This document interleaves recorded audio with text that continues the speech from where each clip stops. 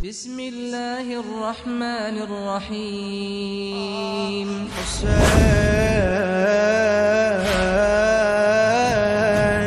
Husain, Husain, Husain, Husain,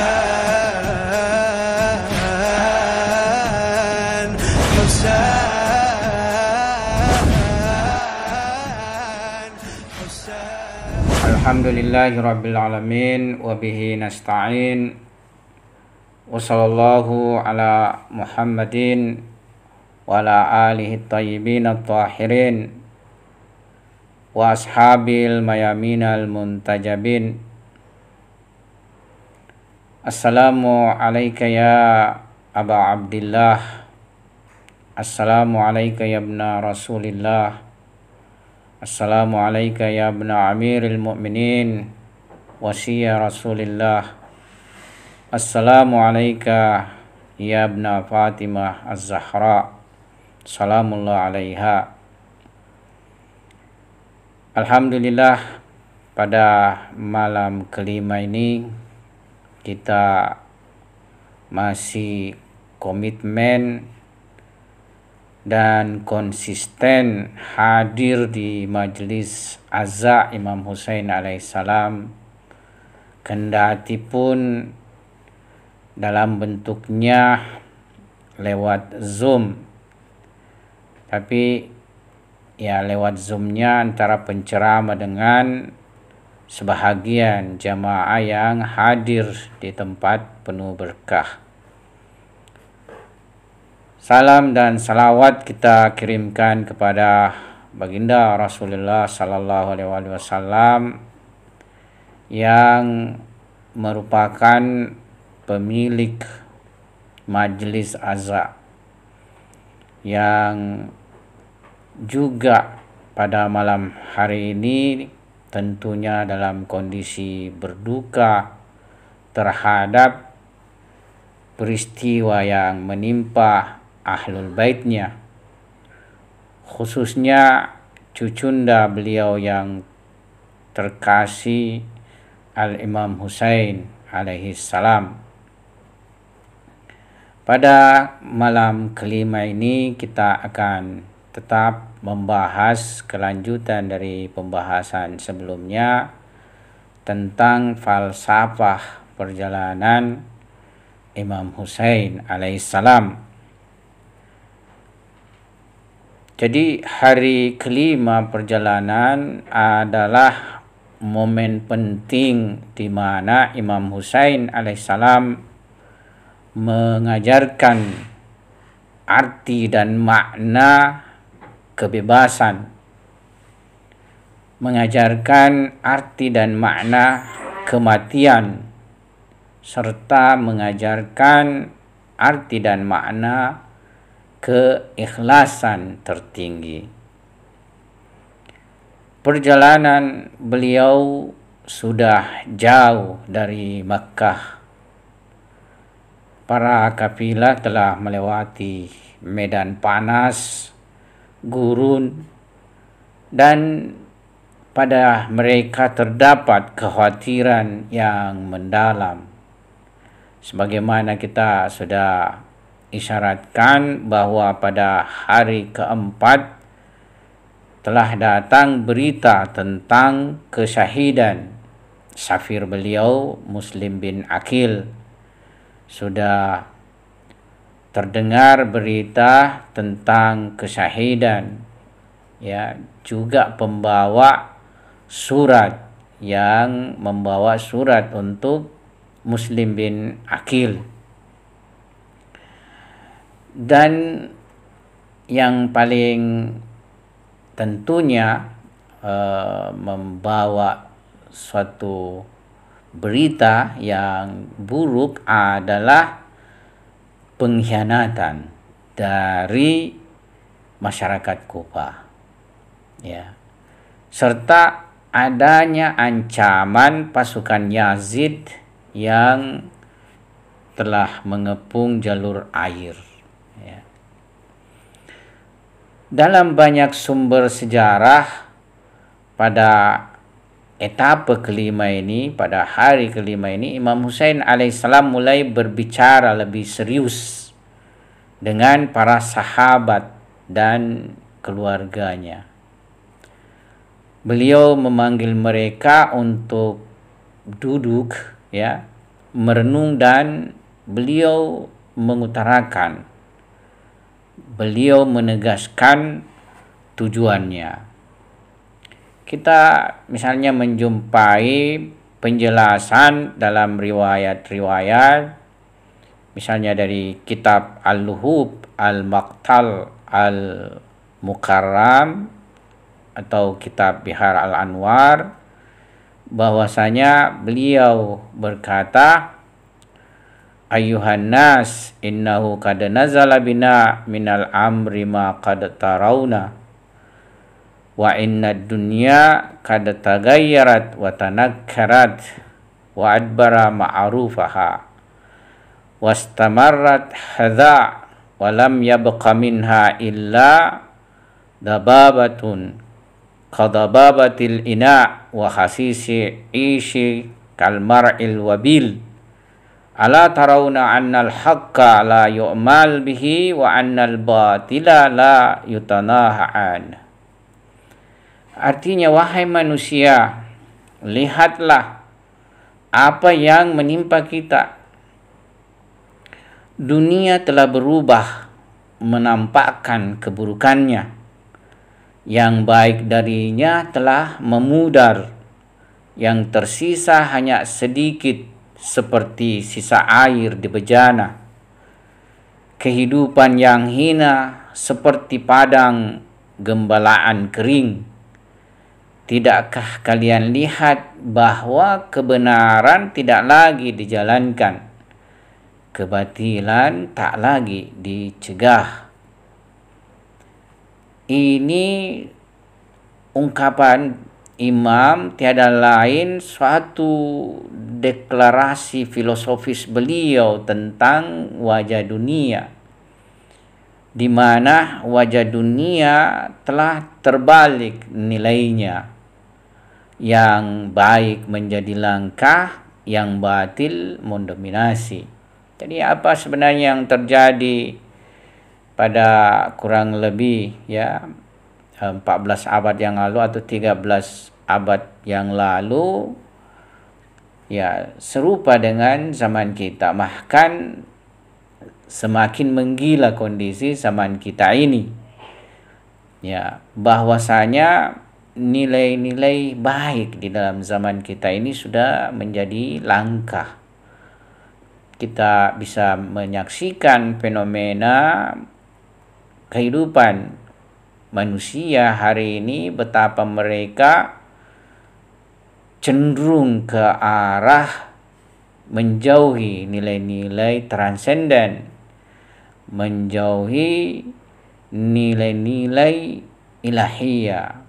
Mereka jauh dari ajaran agama, perilaku, pikiran, sikap, tindakan manusia sekarang semakin jauh dari keidealan, dari ajaran agama. Dan fenomena kehidupan zaman kita sekarang ini, kebatilan, ya, yang batil mendominasi. Kita akan menyaksikan berbagai kebatilan di dalam kehidupan kita. Jadi kebatilan ini yang ditumbuhkan, kebatilan ini yang diperbanyak, mulai kehidupan pada keluarga, ya, kemudian pada lingkungan, baik itu seperti di pendidikan, di sekolah-sekolah. Ya, justru yang tragis kalau kebatilan tumbuh di pendidikan, ya, di pasar, di kantor, dan berbagai fenomena demikian. Pada tingkat mendunia, ya, kita menyaksikan Amerika ya adalah ya dia merupakan justru yang menyebarkan kebatilan di dunia ya. Film-film dibuat yang batil, informasi, dan yang paling tragis ya digunakan kekuasaan dan politik untuk menyebarkan kebatilan ya. Siapa hari ini misalnya yang tidak melihat secara terang seperti terangnya sinar matahari di siang tentang kejahatan Israel ya, semua menyaksikan tentang kejahatan Israel, dan yang paling nyata tindakannya melakukan genosida ya, sudah jauh melampaui batas. Bahkan binatang pun tidak melakukan seperti demikian yang dilakukan oleh Israel ya.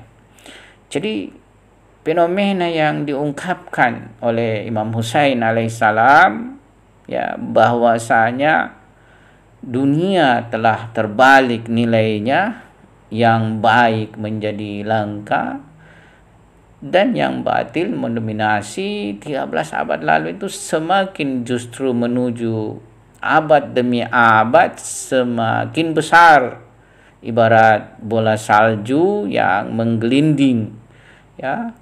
Tadinya kalau salju itu jatuh, tapi kemudian dia menggelinding ke bawah gunung, dia semakin besar ya. Oleh sebab itu ya, tidak ada jalan orang yang ingin mengikuti jalan Imam Husain alaihissalam mesti mengambil sikap pada kebenaran.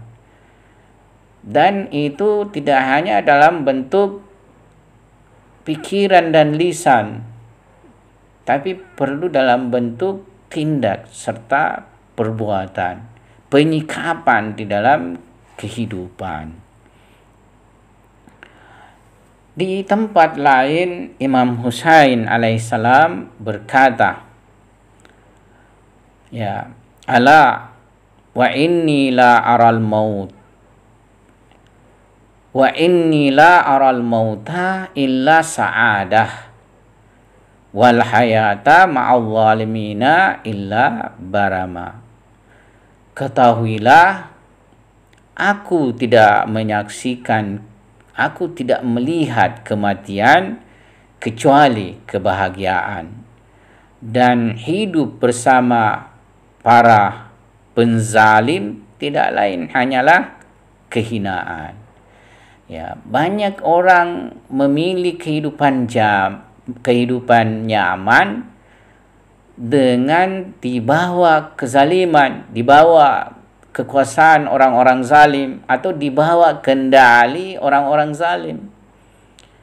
Kehidupannya nyaman model ini pada hakikatnya suatu bentuk kehinaan, di mana kita terpenjara, di mana kita terkungkung di dalam suatu kondisi yang harus kita taati. Jadi kita melihat mereka melakukan kezaliman, mereka melakukan kebatilan, mereka melakukan maksiat, mereka melakukan kejahatan dan keburukan, tapi kita menutup mata, tapi kita tidak memprotes. Kenapa? Karena kita memilih kenyamanan di bawah kendali mereka. Ini adalah suatu bentuk kehinaan. Ya. Kita sebagai seorang mukmin, sebagai orang yang mempunyai keyakinan terhadap kebenaran dan yang mengikuti jalan Ahlul Bait alaihissalam, khususnya jalan Imam Husain alaihissalam, tentu tidak boleh bersikap seperti itu. Ya, memilih kenyamanan kehidupan meskipun di bawah kontrol dan kendali dari para pemimpin-pemimpin zalim. Ya. Oleh sebab itu, bagi seorang seperti Imam Husain alaihissalam, kematian ya lebih terpilih, lebih dipilih, karena pada kondisi demikian kematian merupakan kemuliaan. Jadi ada kondisi di mana kita menghadapi kondisi tersebut ketika kita tidak bisa menyelamatkan agama kita, ketika kita harus berada dalam keadaan kehinaan karena kita harus mengikuti keinginan dan syahwat para pemimpin batil dan zalim. Saat itu kematian adalah lebih baik bagi kita. Mati bagi kita pada kondisi ini, yakni maksudnya mati di sini adalah mati berjuang tentunya. Mati di mana kita melakukan perlawanan ya terhadap segala bentuk kebatilan dan kesesatan. Ya. Nah, kondisi ini tentu kondisi maksimal ya. Karena ada kondisi minimal. Boleh jadi misalnya kita ini berada masih pada tataran kondisi minimal, di mana kalau kita melakukan koreksi, protes, aksi terhadap kezaliman dan kebatilan, itu belum terancam jiwa kita. Ya, tidak terancam jiwa kita. Ya. Ini masih kondisi minimal. Ya. Kalau kondisi maksimal, ya itu seperti yang terjadi pada fenomena Imam Husain alaihissalam. Sebab jiwa beliau memang sudah terancam. Ya, beliau melakukan aksi, melakukan gerakan revolusi atau tidak melakukan gerakan revolusi, jiwa beliau memang terancam. Ya, kecuali kalau beliau pergi bersembunyi, dan itu adalah kehinaan. Ya, itu kondisi maksimal. Kalau kita ini masih kondisi minimal, oleh sebab itu kita harus berbuat. Kalau kita diam, kalau kita tetap dengan memilih diam karena nyaman bagi kita, ya sebenarnya itu suatu bentuk juga kerendahan. Suatu juga bentuk kehinaan. Sebab siapa yang melihat penguasa berbuat zalim dan dia tidak melakukan tindakan pencegahan terhadap kezaliman, berarti sebenarnya dia adalah pendukung pasif terhadap kezaliman. Ya, ini semua nilai yang saling berlawanan dan berhadapan. Tidak ada yang disebut di sini adalah tidak berada pada kezaliman, cenderung pada kezaliman atau berada pada kezaliman, dan tidak pada hak kebenaran. Tidak ada, yakni tidak ada garis tengah di sini. Harus memilih, dan pilihan pasti salah satu di antara keduanya, ya. Nah, jadi Imam Husain mengungkapkan bahwasanya ketahuilah aku tidak melihat kematian kecuali kebahagiaan. Ya, kematian di jalan ilahi adalah kebahagiaan. Sebab kematian di jalan ilahi adalah kematian syahid, kematian syahadah.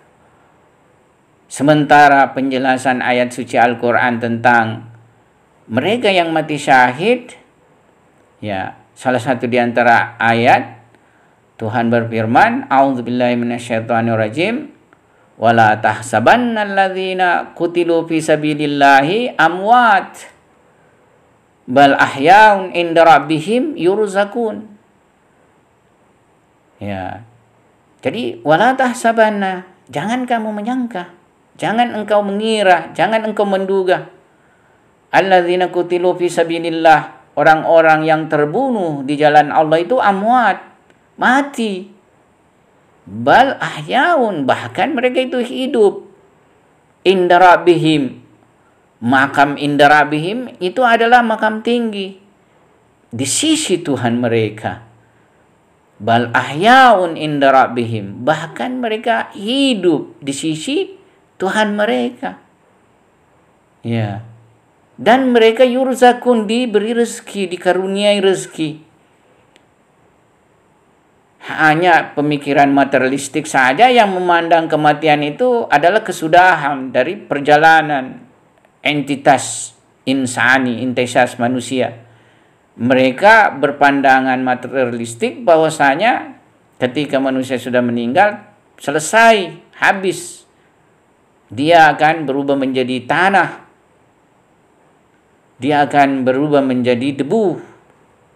Tapi bagi seorang mukmin yang keyakinannya terpayungi oleh ajaran ilahi, kematian itu adalah suatu perpindahan. Ya. Kata Amirul Mukminin, ya, kematian itu adalah perpindahan dari satu tempat ke tempat lain. Ya. Innakum tantaqiluna min darin ila darin. Sesungguhnya kalian ini akan berpindah dari satu tempat ke tempat lain. Kematian adalah perpisahan jasmani dengan ruh, tapi jiwa akan beranjak dari tubuh menuju suatu tempat yang disebut alam barzah. Di alam barzah ini, ya, ia akan mengalami berbagai fenomena sesuai dengan alam barzah. Seperti itu. Jadi kematian di jalan Tuhan adalah kebahagiaan. Ya. Ahya bal ahya inda rabbihim yurzakun, bahkan hidup. Ya. Kata riwayat bahwasanya, ya, an-nasu niyamun fa'idha matu intabahu. Ya, manusia itu tidur ketika dia di alam materi ini. Tidur di sini maksudnya terlalaikan dengan materi, terpesona dengan kematerian. Lupa dimensi ruhnya, lupa menyucikan jiwanya. Ia melakukan perbuatan dan amalia yang mengotori jiwanya. Fa'idha matu intabahu. Nanti ketika ia mati baru ia sadar, intabahu, baru dia bangun, baru sadar. Sebab fenomena yang sudah ia lakukan, amaliyahnya itu, jadi keyakinannya, ma'rifatnya, amaliyahnya, mempunyai malakut-malakut, mempunyai dimensi-dimensi ruhaniyah. Nah, nanti ini yang akan dia saksikan terjelma pada dirinya, terjelma di hadapannya. Ya, sehingga ia sudah meyakini bahwasanya perbuatan baik itu demikian dampaknya. Perbuatan buruk itu juga demikian dampaknya, nyata bagi dirinya. Sekarang ini, ya, kita belum melihatnya karena kita tertutupi pandangan kematerian. Bagi orang-orang tertentu yang terbuka pandangan di balik kemateriannya atau terbuka pandangan metafisisnya, ia menyaksikan berbagai fenomena dari keyakinannya, ma'rifatnya dan amalnya. Ya, Aimah Suci alaihissalam itu memiliki pandangan, ya, sedemikian. Rahasia-rahasia itu terungkap semua di sisi mereka. Jadi disinilah kita lihat Imam Husain merumuskan falsafah kebebasan sejati. Kematian demi kebenaran sama dengan kebahagiaan. Kematian demi menegakkan nilai ilahiyah sama dengan kebahagiaan. Sementara hidup dalam kehinaan, hidup bersama kezaliman adalah kematian rohani, adalah kematian spiritual. Ya. Nah, ini merupakan definisi kebebasan, definisi kemerdekaan ala Husaini. Ya. Bebas bukan berarti bebas dari kematian. Jadi bebas bukan berarti bebas dari kematian. Bisa saja bebas dalam artian dari kungkungan dan penjara kebatilan serta kezaliman. Ya. Bebas artinya bebas dari penindasan, bebas dari kehinaan. Ya. Mati merdeka. Ya. Mati demi merdeka lebih mulia daripada hidup sebagai budak rezim yang zalim. Ya, jadi mati secara merdeka, mati untuk mendapatkan kemerdekaan lebih mulia daripada hidup sebagai budak rezim yang zalim. Sebagaimana kita saksikan berbagai para pejuang Palestina, ya, mereka memilih perjuangan dalam kondisi yang tidak seimbang kekuatan terhadap penguasa Israel. Ya, tapi baginya kematian merupakan kemerdekaan insani dan mereka memilih kemuliaan ini daripada hidup sebagai budak daripada rezim yang zalim. Oleh karena itu Imam Husain alaihissalam memecah ilusi duniawi. Dalam pandangan beliau, ya, kematian sama dengan kebahagiaan. Berbeda dengan pandangan materialistik, ya, atau pandangan orang yang memiliki keyakinan batil bahwa hidup itu bagi mereka adalah nilai tertinggi. Kenapa bagi mereka hidup adalah nilai tertinggi? Karena mereka tidak mempunyai pandangan yang jauh terhadap pasca daripada hidup ini sendiri. Ya, mereka memandang bahwa kenikmatan, kelezatan, kenyamanan hanya ada pada kehidupan di alam dunia ini. Pandangan materialistik.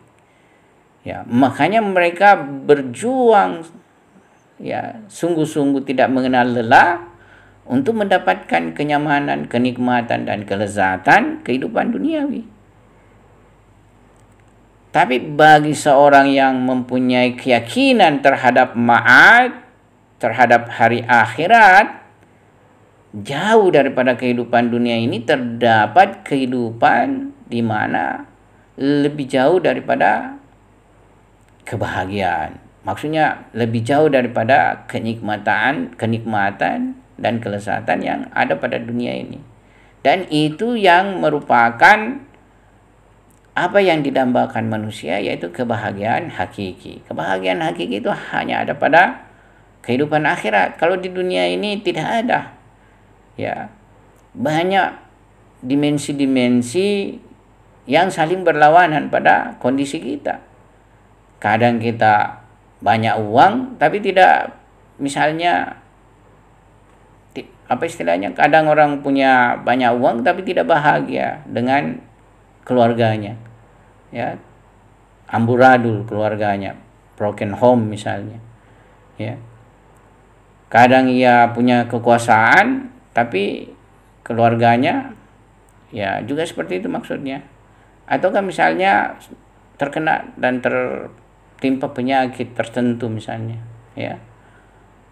Dan berbagai hal. Jadi tidak ada kebahagiaan sejati dalam kehidupan dunia ini.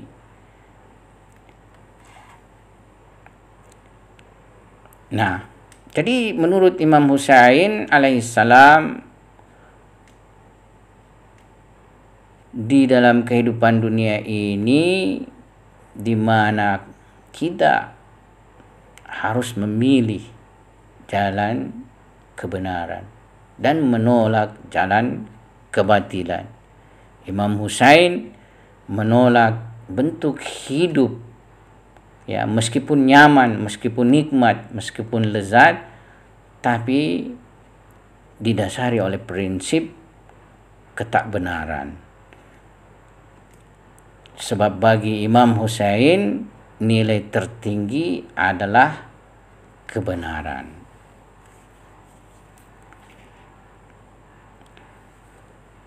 Nah, sekilas kita juga ingin sedikit meninjau makna kematian dalam perspektif irfani.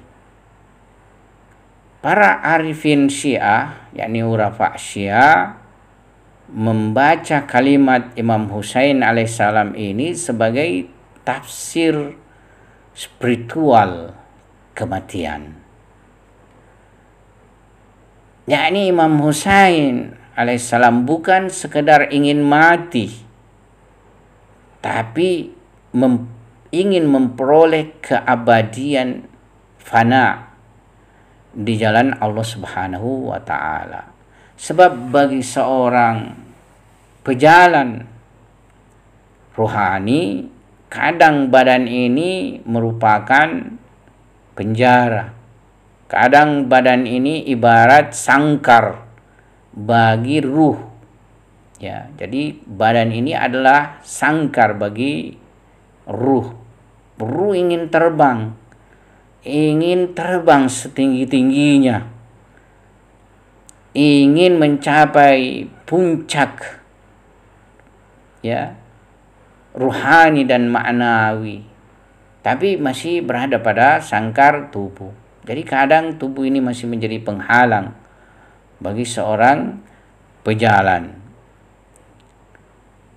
Oleh sebab itu Imam Husain sendiri dalam tinjauan ini, ya, memandang jika tubuh ini berada pada penjara dari orang zalim, dia adalah penghalang bagi kenaikan ruh.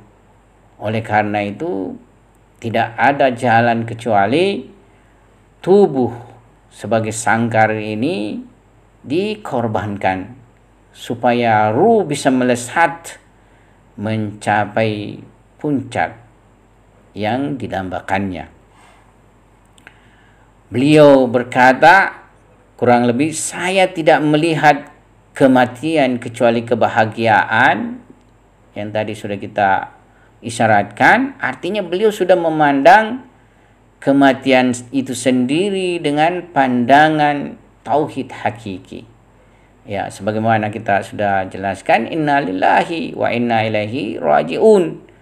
Jadi kita kembali kepada Tuhan, ya. Cuma dalam perspektif irfan, kembali kepada Tuhan ini tidak satu kembalinya semua manusia bentuknya, ya. Dalam suatu ayat Allah Subhanahu wa taala berfirman, ya ayyuhal insan innaka kadihun ila rabbik famulaki. Ya, wahai manusia, kalian bersungguh-sungguh menuju kepada Tuhan dan akan menjumpainya. Cuma perjumpaan kepada Tuhan ini, ya, beragam bagi setiap diri. Ya, perjumpaan dengan Tuhan sesuai dengan nama-nama Tuhan yang kita akan dapati. Ada nama ilahi Muntakim, membalas. Ada nama Tuhan Mun'im, memberi nikmat. Ya. Kalau kita berjalan di bawah jalan nama ilahi Al-Hadi, memberi hidayah, kita akan sampai pada nama Mun'im, mendapatkan nikmat dari Allah Subhanahu wa taala.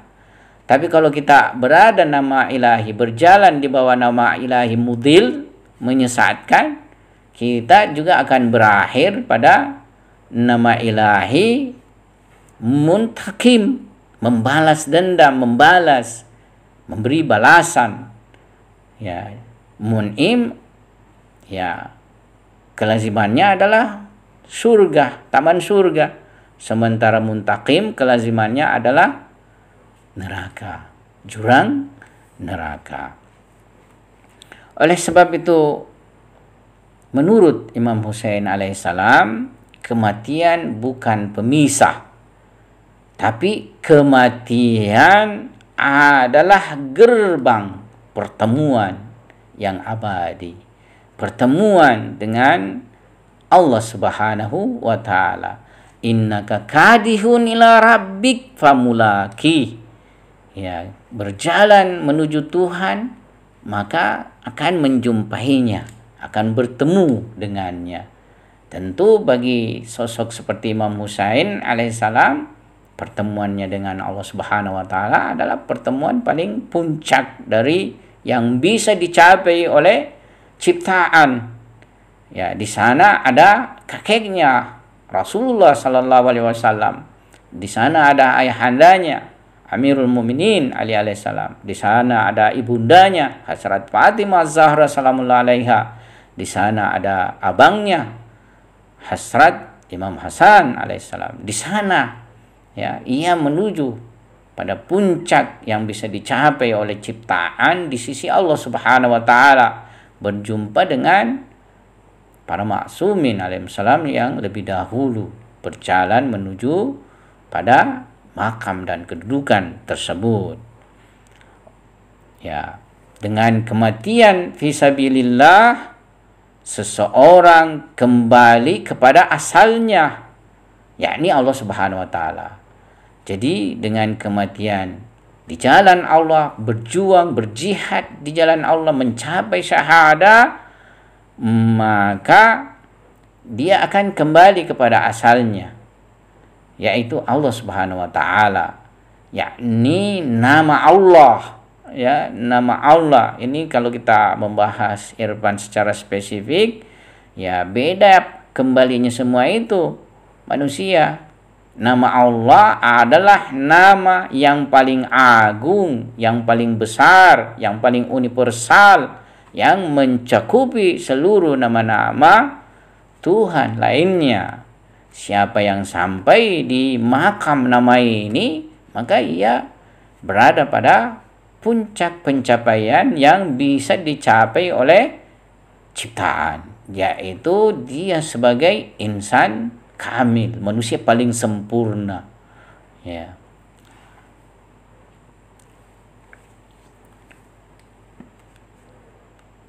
Arif seperti Syekh Bahai, ya, seperti Mullah Sadra dan para arif besar Syiah menafsirkan perjalanan Imam Husain alaihissalam itu sebagai mi'raj cinta, sebagai mi'raj. Mi'raj itu artinya naik tinggi, ya, tangga naik tinggi, mi'raj.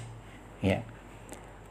Mi'raj yang paling sempurna yang dicapai insan kamil, ya, di dalam perspektif irfani, ya, sampai pada kedudukan adna, ya, yang disyaratkan bagi Nabi Shallallahu Alaihi Wasallam. Ya, fakana qaba qausaini au adna, thumma dana fatadalla, fakana qaba qausaini au adna. Nabi mi'raj, ya, semakin dekat, lantas dia sedekat 2 busur panah, bahkan lebih dekat. Makam tertinggi adalah adna.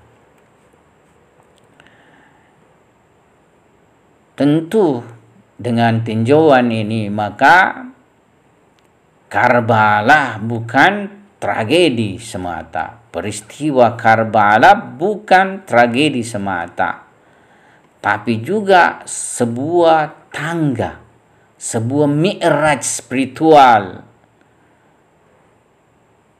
yang mana setiap persinggahan adalah makam-makam dalam sair suluk, makam-makam menuju ketinggian.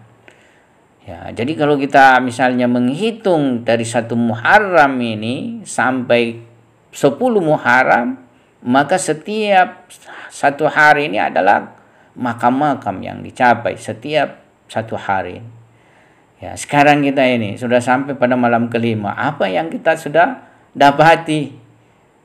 Semakin jernihkah kita punya pikiran, semakin bersihkah kita punya kalbu, semakin kita mempunyai sikapkah terhadap kebenaran yang diemban oleh Ma'sumin alaihissalam, semakin kita ingin melangkahkan kakikah pada revolusi Imam Husain alaihissalam, bahwa kita gelisah melihat kebatilan, bahwa kita tidak akan nyaman tidur dan makan melihat ketertindasan manusia-manusia yang lemah.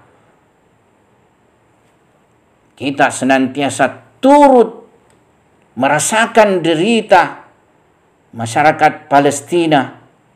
Kita membenci setan besar Amerika. Kita membenci setan Israel. Kita mengutuk semua tindakan-tindakan tirani dan durjana. Ya, tahap-tahap ini perjalanan mengikuti langkah-langkah daripada perjalanan Imam Husain alaihissalam. Dalam perjalanan di padang Sahara, Imam Husain alaihissalam menyiapkan jiwa-jiwa.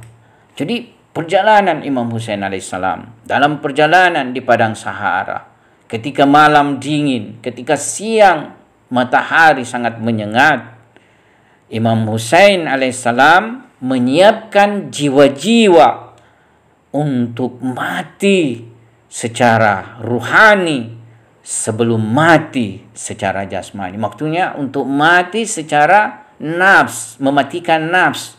Ya, sebagaimana dalam sebuah hadis, ya, Nabi mengisyaratkan mutu qabla an tamut. Matilah sebelum kamu mati. Artinya matikanlah syahwat dan hawa nafsumu terhadap dunia sebelum kematian daripada jasmanimu. Ya. Karena mematikan ego, mematikan syahwat adalah menghidupkan ruhani, adalah menghidupkan maknawi, adalah menghidupkan kalbu. Ya. Jadi dalam perjalanan di padang Sahara, justru disinilah Imam Husain menempah, ya, para kapilahnya untuk menyiapkan jiwa-jiwa yang mati secara nafs sebelum mati secara jasmani. Mati dari cinta dunia serta hidup dengan cinta ilahi. Mati dari cinta dunia, karena pada hakikatnya cinta dunia inilah yang akan menjerembabkan kita pada kebatilan, menjatuhkan kita pada keburukan. Ya, Nabi bersabda, ya, ra'su kulli khati'atin hubbud dunya. Pangkal, pokok dari seluruh kesalahan adalah kecintaan kepada dunia. Dunia bukan emas, dunia bukan rumah mewah, mobil mewah. Dunia bukan istri, bukan anak, tapi dunia adalah apa yang menenggelamkan kalbu kita. Apa yang membuat kalbu kita terhijabi dari cahaya kebenaran revolusi Imam Husain alaihissalam, atau apa yang diemban oleh para Ma'sumin alaihissalam. Sebab semua ini bisa menjadi wasilah, ya, bisa menjadi wasilah justru untuk perkembangan dan pertumbuhan spiritual kita. Bukankah kita diperintah bersedekah? Bukankah kita diperintah berzakat? Bukankah kita diperintah memberi humus, membayarkan humus? Ya. Kalau kita realisasikan ini semua tanpa ada rasa enggan, ikhlas, niscaya ini adalah wasilah kesempurnaan. Dia menjadi penghalang dan hijab jika ia disimpan di dalam kalbu. Jadi zuhud sebenarnya, hakikat zuhud itu bukan berdimensi berhubungan materi, bukan, berdimensi yakni berhubungannya dengan kalbu. Ada orang miskin misalnya tapi sangat cinta apa yang dia miliki dalam kemiskinannya itu. Misalnya satu-satunya yang dia miliki dalam kemiskinannya itu ya sangat terikat dengannya. Tapi ada orang kaya sama sekali tidak terikat dengan kekayaannya. Ada orang punya kekuasaan tapi tidak terikat sama sekali kekuasaannya. Dengan mudah, ya, dengan mudah ia memberi, dengan mudah ia misalnya melepaskan satu janji kekuasaan jika memang bertentangan dengan nilai kebenaran. Ya. Kata seorang sufi, jangan taruh air di dalam perahu. Karena kalau air memenuhi perahu, maka perahu akan tenggelam. Tapi kalau air di luar perahu, itu bagus bagi perahu. Dia justru akan berlayar dengan lancar. Ya, jadi jangan simpan harta kekuasaan di kalbu. Tapi dia di luar daripada kalbu supaya justru bisa membantu perjalanan-perjalanan kesempurnaan kita. Kita masih punya waktu ya. Bagaimana?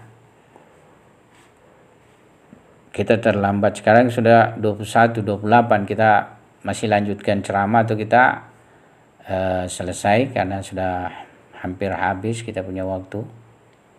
Bagaimana? Mohon izin. Ya Ustadz, mohon izin kalau bisa Ustadz ada sesi untuk bertanya Ustadz. Oh ya, seperti itu. Ya, jadi kita tambahkan sedikit saja baru kita tutup ya. Baik Ustadz. Oke, ya. Nah, dalam riwayat Imam Husain alaihissalam juga memberi izin kepada para sahabat untuk meninggalkan beliau. Sebagaimana malam sebelumnya kita juga singgung ini, di mana beliau berkata dengan makna ini ya, bahwa siapa di antara kalian yang ingin pergi, yang ingin mengundurkan diri, silakan. Malam gelap, aku izinkan kalian pergi tanpa aib bagimu. Dalam perjalanan perjuangan, ya tidak mesti orang kita kondisikan terpaksa mengikuti kita. Terkadang justru ia akan menjadi beban. Ya. Oleh sebab itu, kita mengajak orang siapa yang ikhlas, mari bersama-sama di dalam perjalanan perjuangan ini. Dan komitmen dalam melanjutkan jalan perjuangan itu yang berat sebenarnya. Banyak orang melakukan titik start, tapi tidak bisa melangsungkan perjalanannya sampai titik akhir. Banyak yang terhenti di pertengahan, atau bahkan baru perjalanan awal sudah berhenti. Nah, fenomena ini berlaku sebenarnya. Coba kita lihat misalnya di dalam pendidikan, betapa banyak orang di awal masuk dalam dunia pendidikan, tapi betapa sedikit orang yang mencapai puncak pendidikan. Demikian fenomena, ya. Apa yang terjadi dalam kehidupan ini demikian terjadi. Jadi banyak orang pada awalnya, tapi itu terseleksi tahap demi tahap sehingga tersisa. Dan yang tersisa ini yang jumlahnya sedikit, inilah yang berhasil melewati semua medan-medan ujian. Demikian pula lah yang terjadi pada Imam Husain alaihissalam, sehingga pada hari Asyura sahabat-sahabat dan keluarganya yang bersamanya yang berjuang dan berjihad serta melawan musuh dalam suatu medan pertempuran yang tak seimbang, jumlahnya ya kurang lebih 72 ya, dengan Imam Husain 73 ya. Tapi pada hakikatnya inilah suatu kekuatan revolusi dunia di mana darah yang tertumpah menang terhadap pedang dan senjata-senjata ya. Yazid terkubur di puing-puing sejarah. Yazid tidak ada lagi yang menyinggung namanya dengan tinjauan kebaikan, tapi dengan tinjauan keburukan. Tapi Imam Husain alaihissalam, hari ini betapa banyak orang yang mengagungkan dan menyebut namanya. Betapa banyak orang hari ini yang ingin menyambut seruannya. Labbaika ya Husain, labbaika ya Husain, labbaika ya Aba Abdillah. Saya kira inilah yang kita bisa sampaikan pada malam hari ini. Semoga ada manfaatnya bagi kita semua. Wabillahi taufiq wal hidayah. Assalamualaikum warahmatullahi wabarakatuh.